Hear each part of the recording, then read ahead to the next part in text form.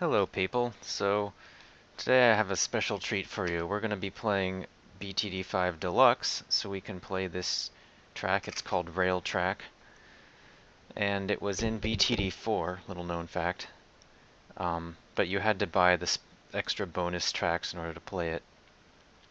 It was pretty tough back then, but actually in BTD5, just because the towers are so much more powerful than they were in BTD4, it's significantly easier than it used to be, I would say. I'm going to show you a strategy that works really well. We're going to be doing this NAPSFRILLS, but not only that, it's going to be NAPSFRILLS without a monkey village. So a monkey village is something I've been using in every single game, and it's been crucial for the extra firing speed and cheaper towers and everything like that. But this time around, I'll show you how to do that without a monkey village, and it's going to be totally different actually than my usual strategies. There'll be no monkey villages, no bomb towers, no dartling guns, no super monkeys. If you're wondering what's left, well, watch the video. So anyway, basically the strategy that I'm going to be using is I'm going to take insane advantage of this last little strip of track where everything has to go. So we're kind of going to ignore the balloons until they reach this little track and just smash everything. It's the wall strategy, if you want to call it that, and it's not too hard to execute if you just use the right towers. So here we go. Just doing boomerang throwers. These guys are really good in the early games if you have a nice straightaway like this. Yeah. On other sorts of expert maps, they tend to be not as straight though, or you don't have anything quite this long. So, but in this situation, boomerang throwers have nice big range, and I don't know, they're just good. I'm gonna get the lead guy. I'll give him extra multi-targeting, just for even more area of effect stuff.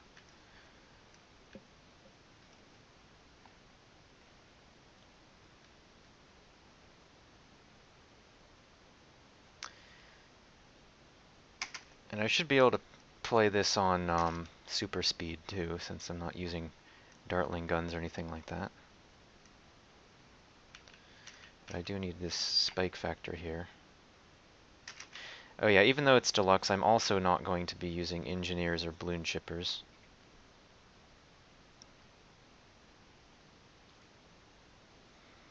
So if this track were in original, then you could use this strategy on it. Although something to note is that I'm going to be getting bionic boomers, and those are more expensive slightly in BTD5 original. They raised the price after realizing how good they were. I think it's like 17 something on hard. I can't remember, but that's probably where it should be. $12.95 is probably a little too cheap for how good this tower is.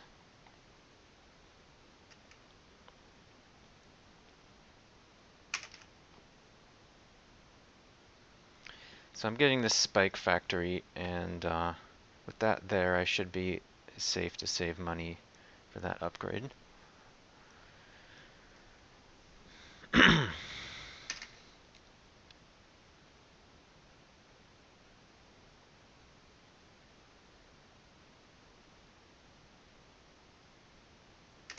So as you can see, these 3 boomerang throwers in a row pretty much take care of stuff pretty well.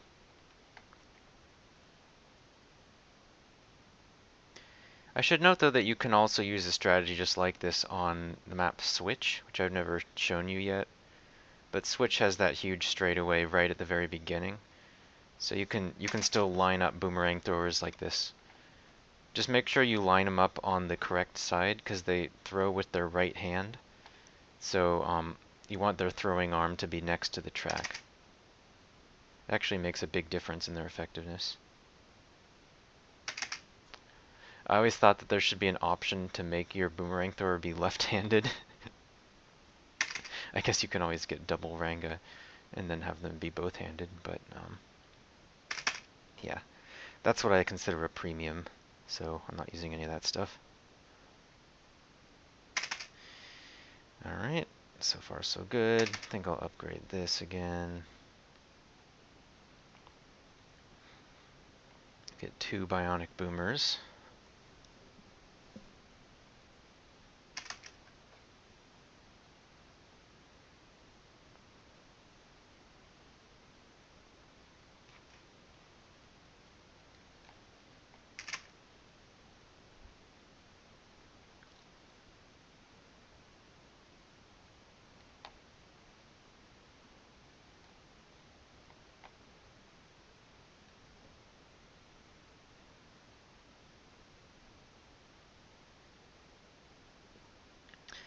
Yeah, not much to say for a bit. Bionic boomers also take care of leads very nicely.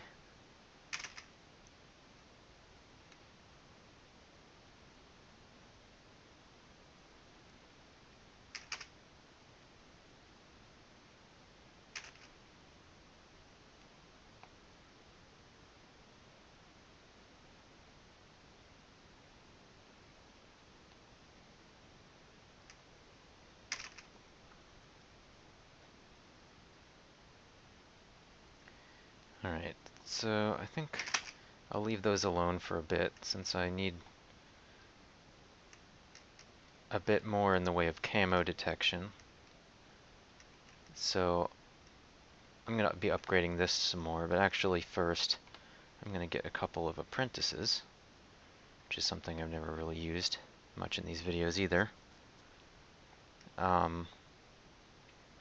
Apprentices aren't very good really, but they're pretty good just for this little niche that I'm using them for, which is like getting rid of camos and leads and camo leads. Juggernauts can do that too, and I'm going to be using Juggernauts, but they're kind of expensive, so I'm just using this for now.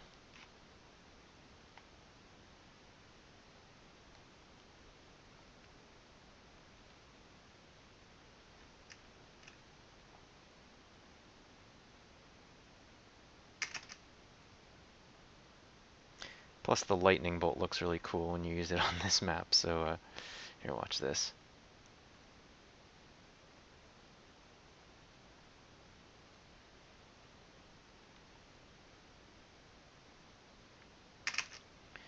So, like, when there's a whole bunch of stuff, it just, like, zaps the whole screen. Basically takes a layer off everything, which is pretty cool.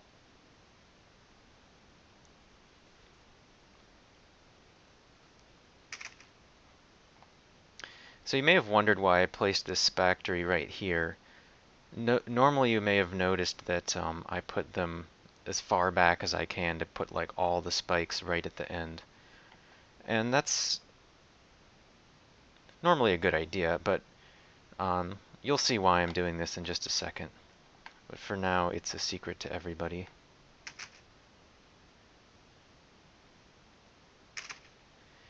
Alright.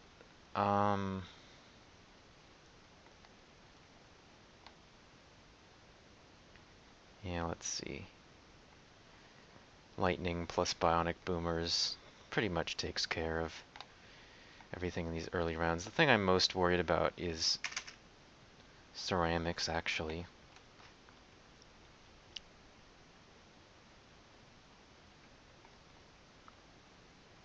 Actually, just to make sure that these early ceramics don't give me any trouble, I'm just going to put a couple of glue gunners up here.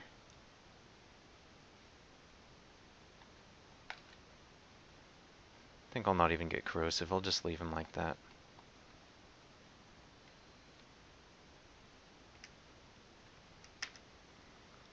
Maybe get another apprentice.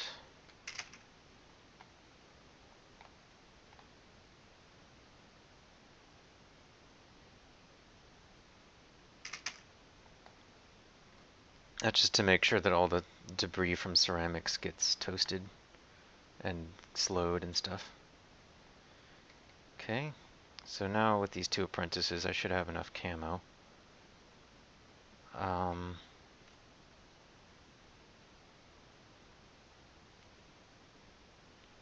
Yep.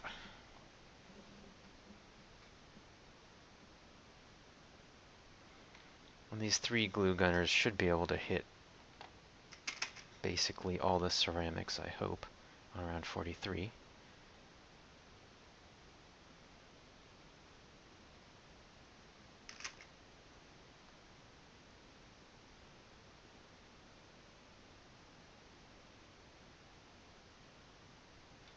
Okay, so that was the closest round I think that we're going to have. Oh yeah, I forgot to build this ice tower. I definitely need this. So let's put that up there.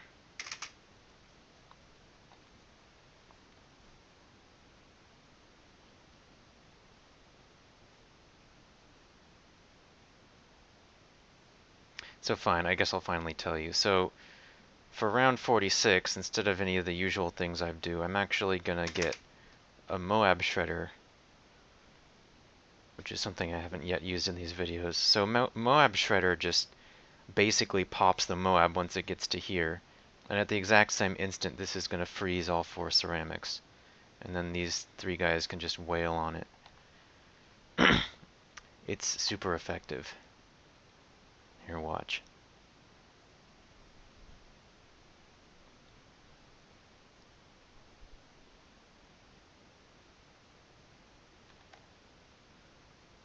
If I can upgrade this anymore, I will.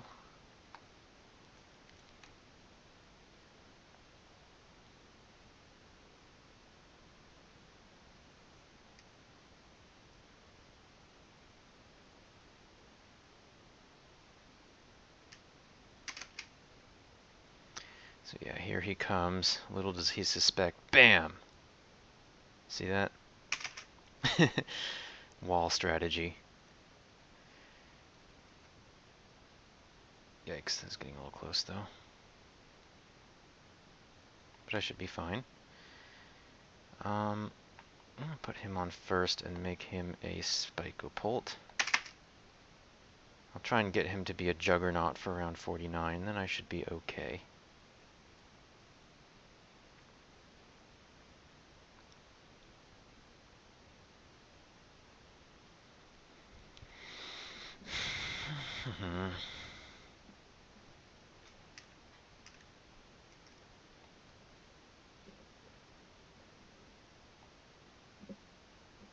So I'm setting him to first, so he'll just shoot balls right down this lane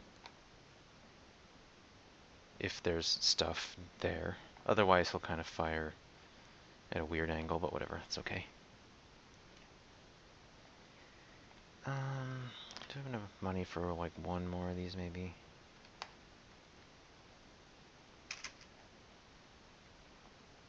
I don't think I'll need it, but it should be fine.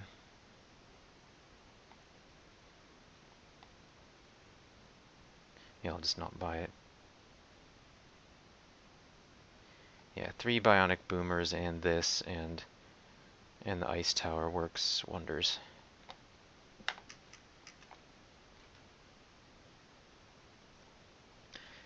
I just want to have a nice little symmetrical setup though, so I'll get one last one.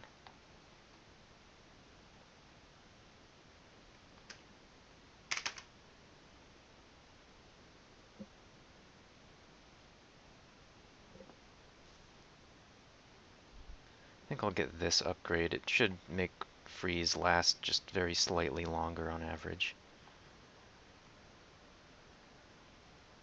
I'm not really sure if it's worth it, but why not? Especially since he's going to be an Arctic wind later, it doesn't...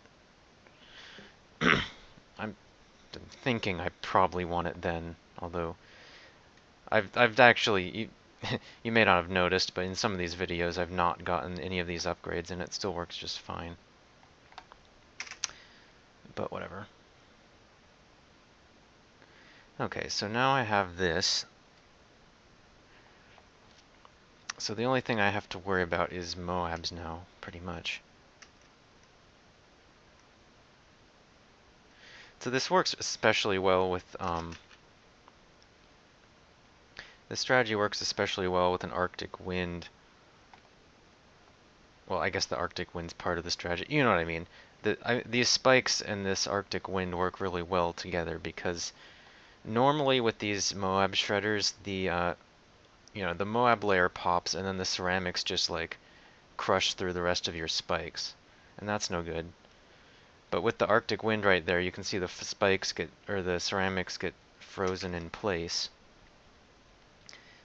and slowed, and they can't pop any more spikes. So all the spikes effectively get used on Moabs, because Moabs are the only thing that just kind of waltz through the Arctic wind without any trouble.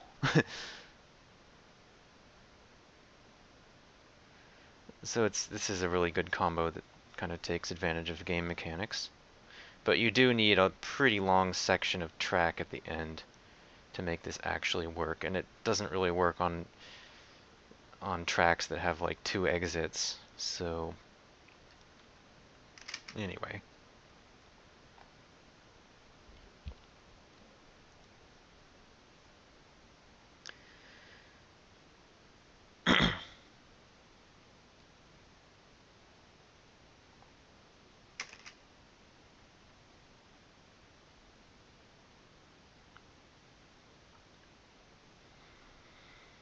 So now I've got even more of these shredder spikes, and that should be all we need for a pretty long time. The other thing you might be wondering though is, well, what are you going to do about the really, really high rounds where there's lots and lots of Moabs coming? Aren't they going to get through these spikes because you don't have any area of effect towers? So that's why I'm actually going to put a couple of glaive lords right up front. And again, those also work really well with Arctic wind. I would recommend having an Arctic wind wherever you're trying to use glaive lords at. So that's been the strategy I've always done with glaive lords.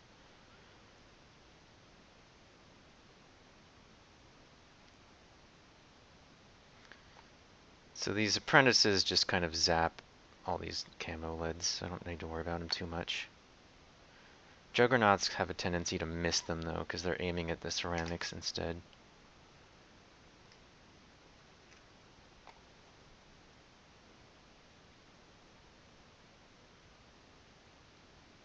Whoops, actually, you know what? I can't afford to get this glaive lord just...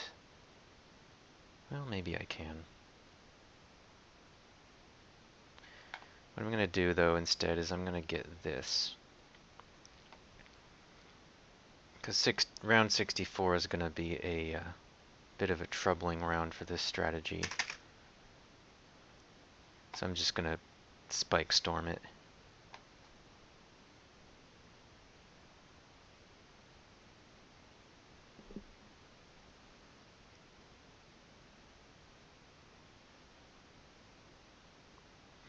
So who would have thought this would be so effective? I mean, you've got these like full life Moabs and they like barely even make a dent in those spikes. I didn't think they were that effective. I think they do... I'm not sure. Someone correct me on this if I'm wrong, but I think they do like 10x damage to Moabs. Or something ridiculous. I mean, you can see how kind of ridiculous it is.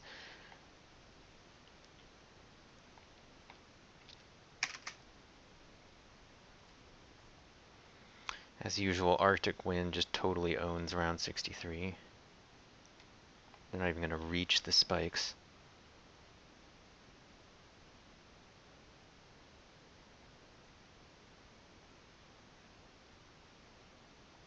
These back two, boomerang throwers are barely even getting a chance to fire at them.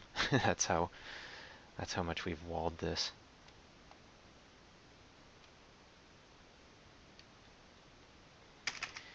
Alright, here's round 64. You want to zap this as discussed.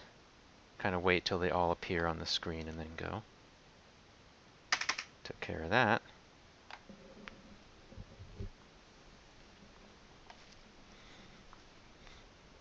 65 is a nice long round. It gives these factories plenty of time to build up spikes. In fact, I think it's so much time that the spikes have already started to disappear um, by the time the Moabs come. So that means they've reached their max size.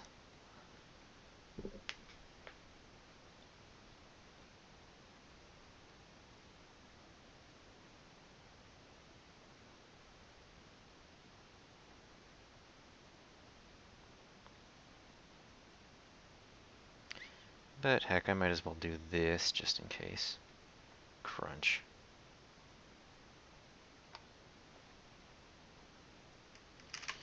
Okay, now I can get you. Yeah, round 78 is another thing we sort of have to worry about because the Arctic wind won't do much against it, and neither will these. But these glaive lords will, so I'll try and get a couple of those. And the juggernauts work well too.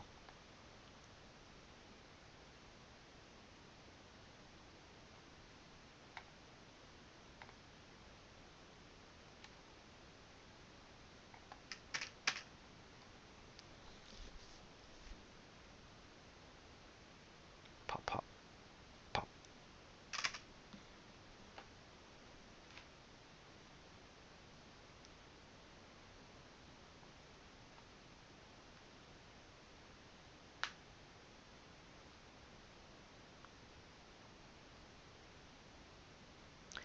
Oh no, the round 60.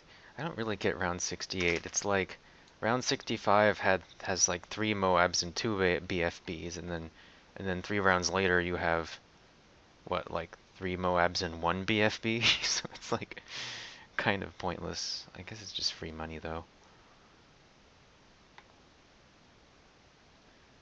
It's just like, oh no, something I already beat, except not as much.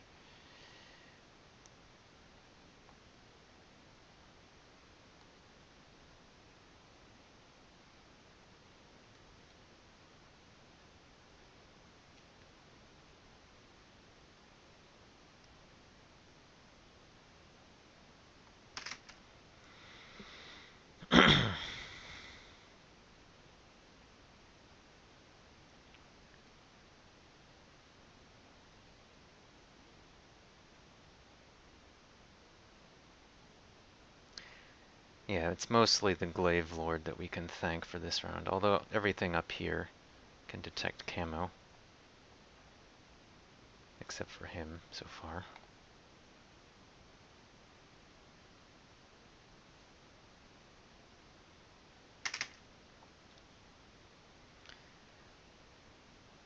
So I think, yeah, 3 is about the number of Glaive Lords yeah, let's do that. I think 3 is about the number of Glaive Lords you need so that blue Moabs can't even pass. So you have a Gandalf-style wall against Moabs.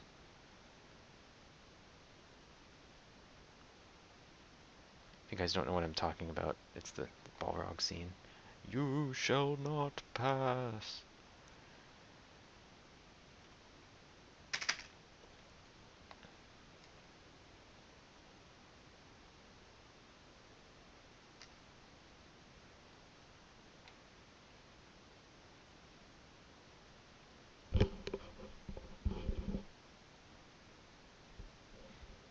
The only annoying part about this strategy is it sort of takes forever because you have to wait for all these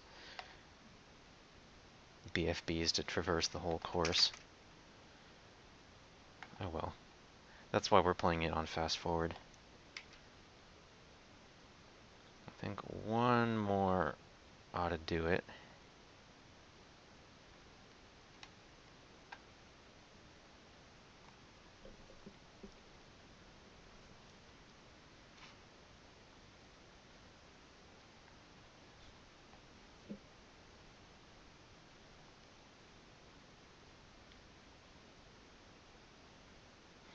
Also keep in mind this is without villages, so you can see how efficient it is.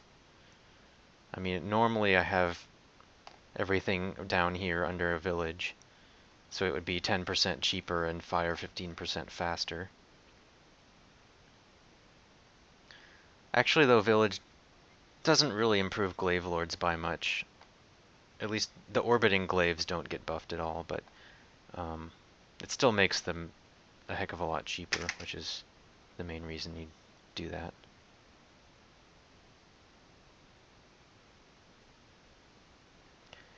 Okay, don't think I need to spike anything really. Heck, why not?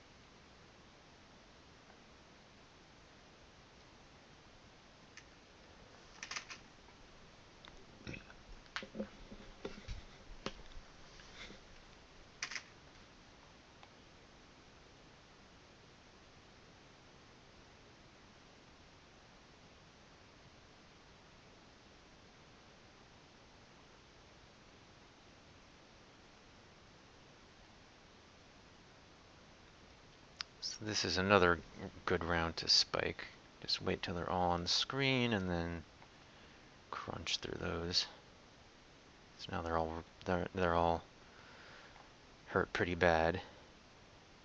And then 2 Glaive Lords take off most of the health of the Moabs. So again, we've kind of barely even scratched the spikes over there.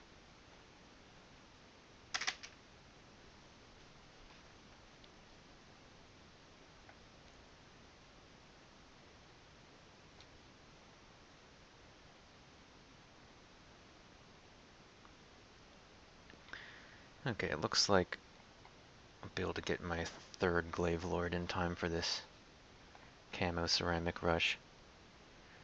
But I have a feeling that's not even necessary. Yeah, I think 2 is just fine. I'll Spike Storm it though, just in case. And we'll see how far it gets.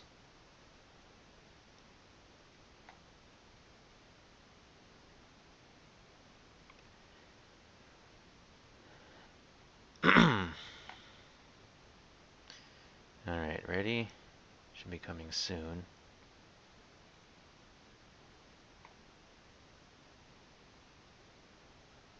Yeah, those didn't even get past here, so...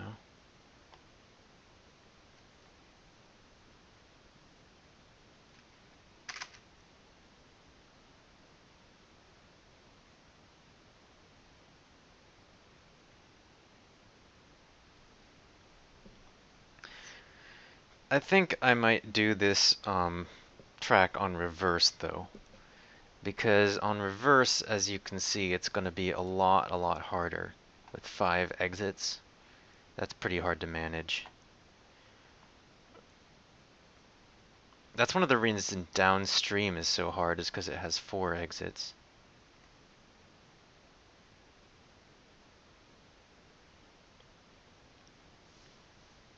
So yeah, reverse rail track is actually, I think, a track worthy of the expert title. I mean, this is harder than clock for sure, but I would not rank it among the tougher expert tracks for sure.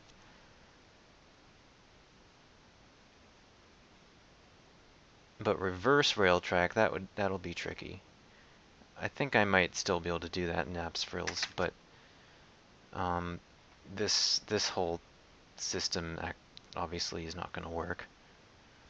So we're going to have to think of something different.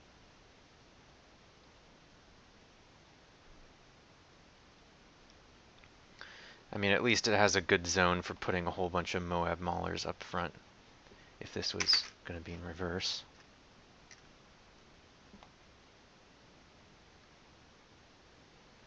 Alright, I've got 2 Spike Storms ready, so I'll just...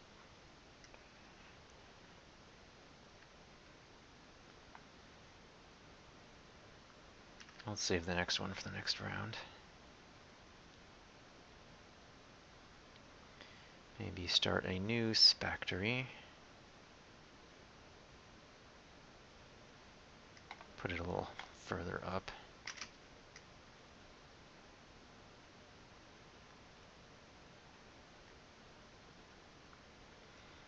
So these things get in the way of the Spike Storm a bit, but that's fine. I mean, we don't need to like kill them off, we just need them to be hurt a little bit so that the Glaive Lords can finish them. I'll just do one more.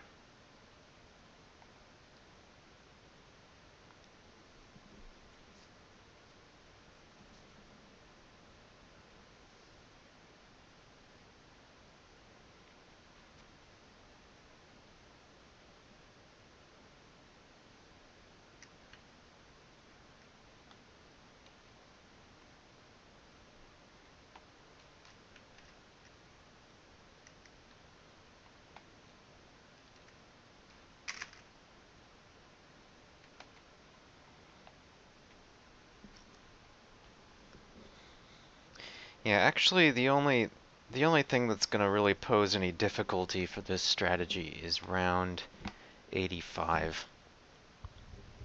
Round 85 might be a bit tricky, so I'll just kind of... I mean, yeah, there are certainly lots of ways you can deal with it. Like, you could just put a million dartling guns at 0-0 and break a Zomg that way, but I'll just try and keep true to my no dartling promise. And I'll just put more shredder spikes. Try and put a ton of those.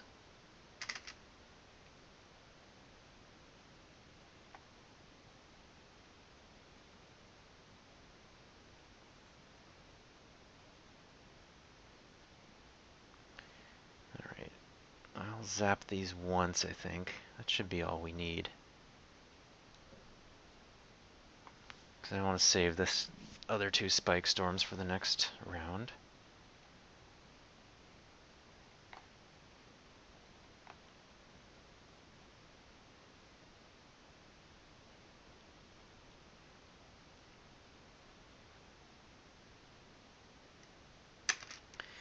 Alright, here it comes. So this thing is really slow, which gives us quite a bit of time to build up a nice pile of spikes. But let's zap it a couple times. And then when it breaks, I'll zap it again. And yeah, it didn't get too far. Cool. Let's just keep playing in free. Let's keep playing for a while just for fun. See how far we can get.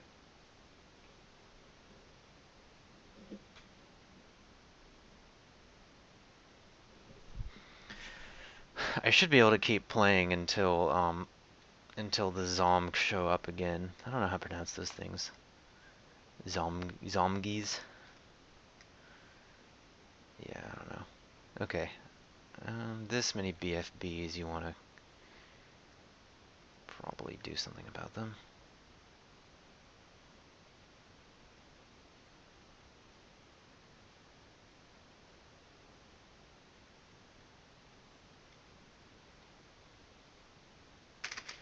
Let's check the kill counts on these. 94,000, 73,000, 46,000. Even this guy has 25,000. Yeah. And these apprentices, even those have like 30 and 32.